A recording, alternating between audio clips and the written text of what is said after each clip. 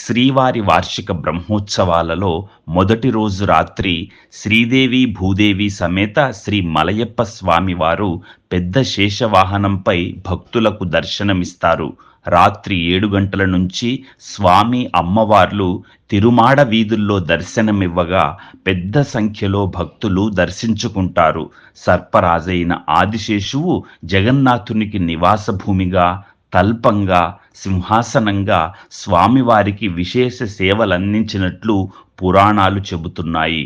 అటు రామావతారంలో లక్ష్మణుడిగా, కృష్ణావతారంలో బలరామునిగా స్వామివారికి అత్యంత సన్నిహితునిగా వ్యవహరించే ఆదిశేషువు శ్రీవైకుంఠంలోని నిత్య సూరులలో ఆద్యుడు.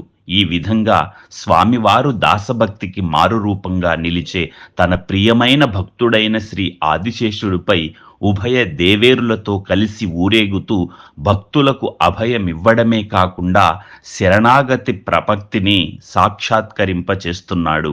అందుకే స్వామివారు బ్రహ్మోత్సవ వాహన సేవలలో కూడా తొలి ప్రాధాన్యత ఆదిశేషునికే ఇచ్చారు. ఆదిశేషుని పైన అలరేను చూడరే, మోదమున మలయప్ప మొదటి వాహనమనుచు. 7 కొండల వానికి 7 తలలతో, కీడులేని బంగారు మేనితో మెరసేటి.